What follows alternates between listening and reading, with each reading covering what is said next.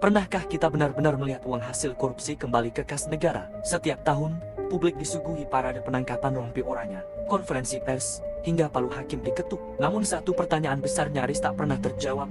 Di mana uangnya? Faktanya, sebagian besar uang hasil korupsi di Indonesia tidak pernah kembali. Ia menghilang, berpindah bentuk, dan bersembunyi di balik sistem keuangan global yang canggih, mulai dari aset kripto anonim, properti luar negeri atas nama nomini, hingga kepemilikan saham berlapis yang nyaris mustahil disentuh hukum nasional.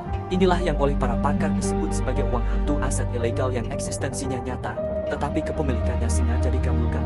Dan di tengah situasi inilah, Indonesia sebenarnya memiliki satu instrumen hukum yang bisa menjadi pembalik keadaan secara drastis, RUU Perampasan Aset. RUU ini bukan sekadar undang-undang tambahan.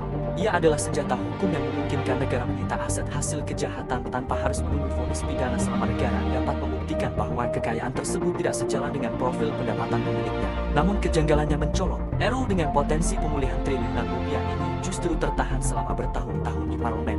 Alasannya selalu terdengar teknis, kajian belum matang, risiko pelanggaran HAM, atau perbedaan tafsir hukum. Pertanyaannya kemudian berubah. Apakah ini murni kehati-hatian hukum? Atau ada ketakutan yang jauh lebih dalam? Sistem hukum kita terlalu fokus menghukum pelaku, bukan merampas hasil kejahatan. Bagi koruptor kelas kakap, hukuman penjara seringkali hanyalah biaya operasional.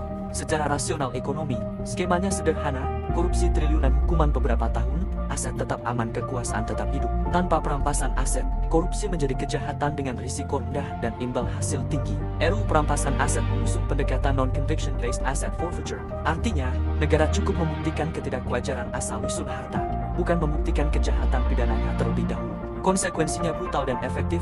Pejabat bergaji puluhan juta dengan aset puluhan miliar, aset atas nama sopir, ajudan, atau yayasan, properti luar negeri hasil money laundering. Semua bisa disita jika tak bisa dijelaskan